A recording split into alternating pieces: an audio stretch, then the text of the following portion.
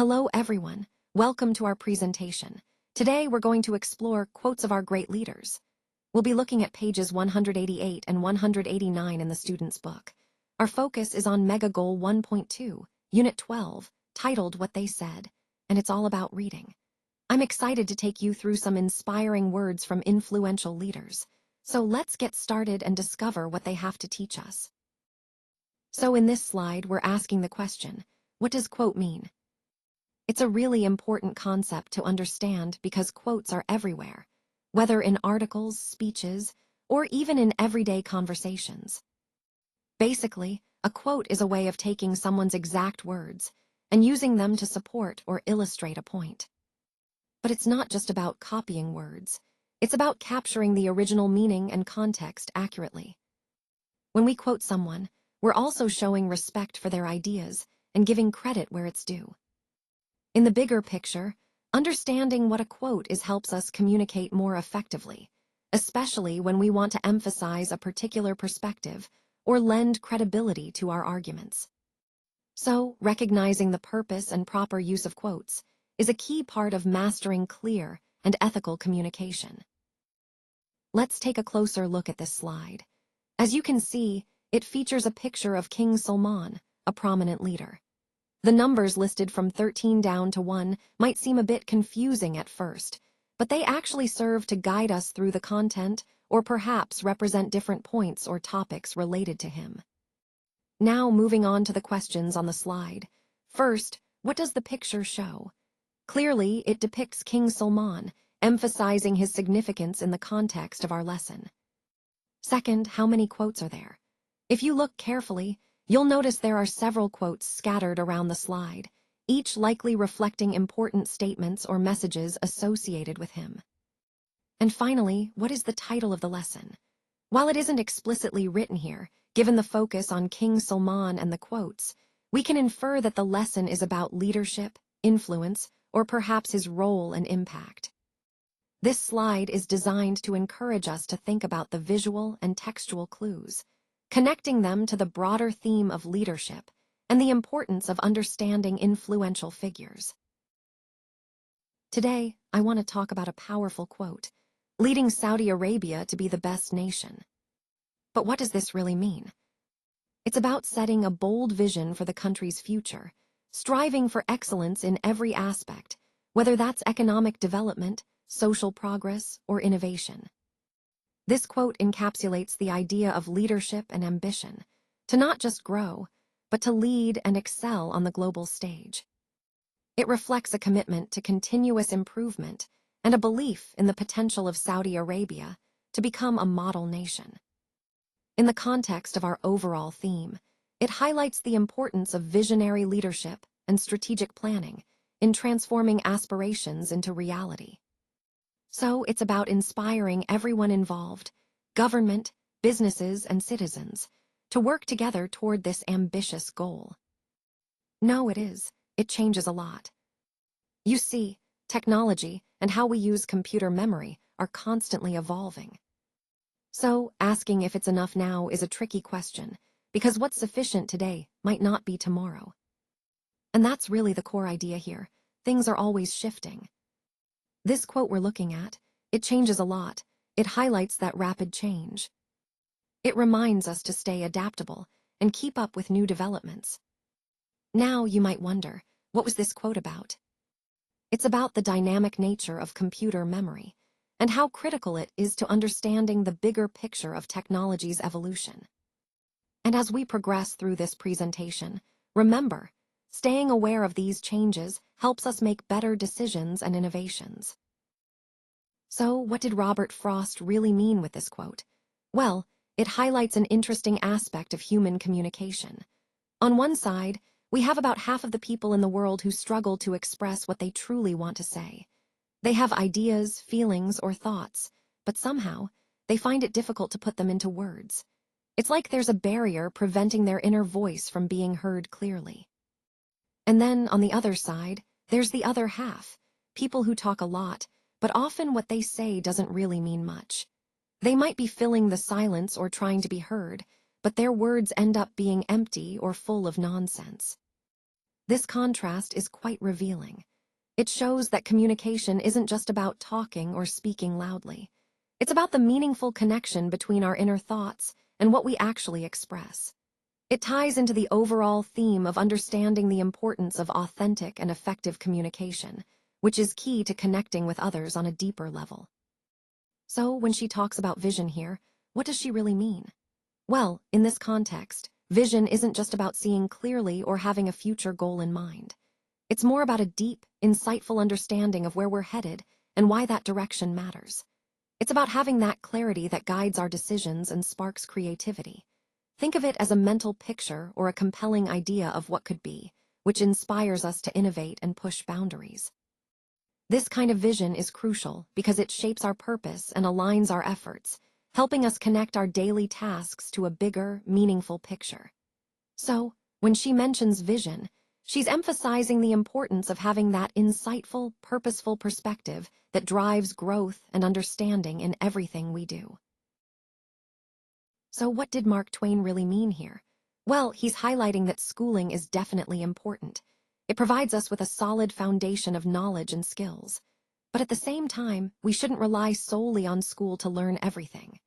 Real learning, the kind that truly shapes us, often happens outside the classroom.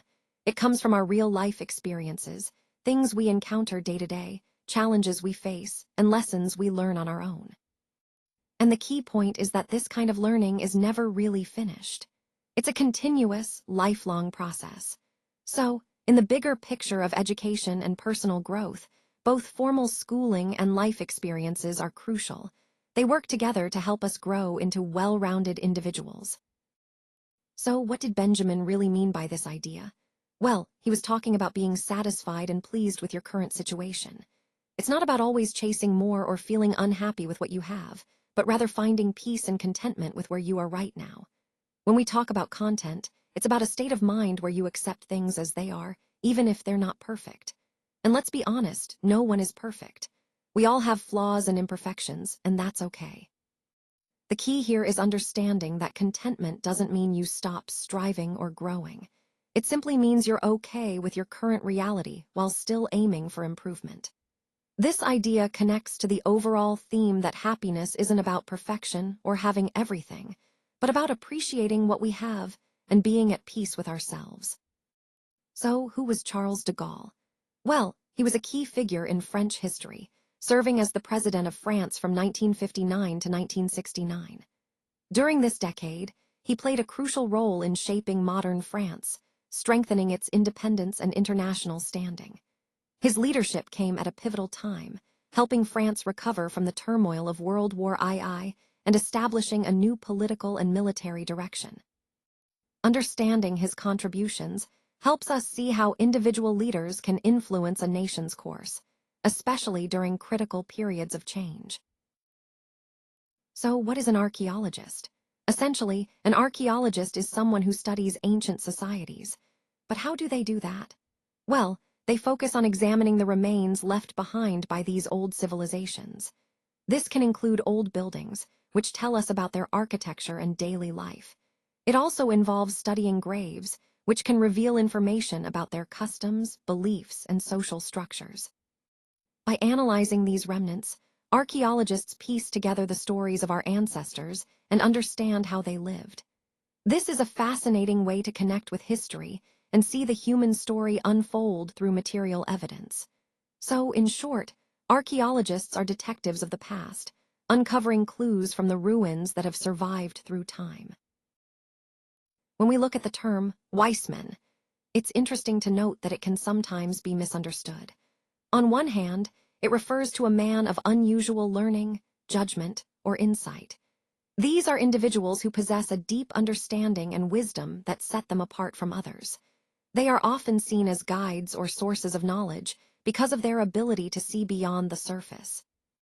However, the word fools in this context hints at a different perspective. Sometimes people might mistake wisdom for foolishness, or they might underestimate these wise individuals. It reminds us that wisdom isn't always recognized or appreciated by everyone, especially if it challenges the status quo or common beliefs. Connecting this to the overall theme of our presentation, I want us to consider how wisdom and insight can be powerful tools, but also how they can be misunderstood or undervalued. True wisdom involves not just knowledge, but also judgment and the ability to see things clearly. And often, those who possess it might be seen as fools by others who don't understand their perspective. So, it's a reminder to value insight and to recognize that wisdom can sometimes be misunderstood by those who lack it. So, when we talk about something being necessary, we're referring to its importance or essential nature. It's about identifying what is truly needed in a given situation. Think of it as distinguishing between what's just helpful and what's actually crucial. This helps us prioritize and focus our efforts effectively. In the context of our overall theme, understanding necessity allows us to make smarter decisions and allocate resources wisely. It's about recognizing what must be done versus what might be optional, ensuring we're always aligned with our core goals. So, what was this quote actually about? Well, it's an interesting example of humor, and what makes it funny is the idea that someone needs to be present when they are dying. It's a bit of dark humor, highlighting how human nature sometimes involves a touch of irony. The humor comes from the idea that, in a serious moment like death, the expectation of presence is almost a necessity, but the way it's framed makes it amusing. This ties into the overall theme of our presentation, which explores how humor often surfaces in unexpected places, even during difficult or sensitive times. It reminds us that humor can serve as a coping mechanism, helping us navigate complex emotions with a bit of levity. So, what was this quote really about? Well, it highlights an interesting irony. The quote suggests that invention is something that never truly stops. It's an ongoing process, constantly evolving and pushing forward. Even today, innovation is happening all around us. New ideas, new technologies, new solutions. It's a reminder that invention isn't a one-time event, it's a continuous journey. And connecting this to the overall theme, it emphasizes how human creativity and progress are always in motion, shaping our future in ways we might not even anticipate. So, what does it really mean to be pitied? Well, essentially, it happens when someone feels sympathy for you because you're going through a tough or unfortunate situation. It's that feeling of compassion or sorrow that they have because they see you struggling or suffering in some way. But it's important to understand that being pitied often comes with a certain perspective. People see you as someone who needs help or support, which can sometimes make you feel a bit vulnerable or even uncomfortable. In the context of our overall theme about empathy and human connection, recognizing what it means to be pitied helps us understand the difference between genuine compassion and situations where someone might feel sorry for us without truly understanding our experience. It's a reminder that empathy should be about understanding and supporting, without making someone feel diminished or less capable. So, when we talk about being pitied, think of it as a state of perception, where someone's sympathy is based on your hardships, but it's also crucial to consider how that makes you feel and how we can approach these situations with dignity and respect. Let's take a look at these statements and see which ones are true and which are false. First, we have a statement that is true. This shows us that not all assumptions or beliefs are incorrect. Some are indeed accurate. Next, another statement is also true, reinforcing that certain facts or ideas hold up under scrutiny. Moving on, we see a third statement that is true as well, emphasizing that truth can be found in multiple areas. However, the next set of statements are false. This highlights that not everything we might assume or hear is correct. It's important to verify facts before accepting them as truth. The first false statement reminds us to be cautious and critical about information. Then, the second false statement further underscores the need for careful evaluation. Lastly, the final statement is also false, reinforcing the idea that assumptions need validation.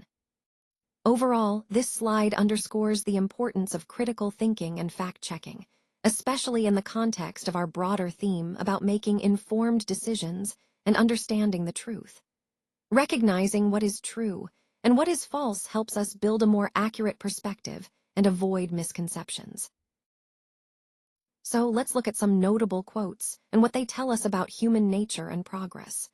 Charles Duell, back in 1899, famously claimed that everything that could be invented had already been invented. Clearly, he was quite mistaken, but his comment highlights how sometimes people underestimate future innovation. Then there's Woody Allen, who said he's not afraid of death, but he wouldn't want to be there when it happens. It's a humorous way to acknowledge that while we all face mortality, many of us prefer not to dwell on the fear or the inevitable.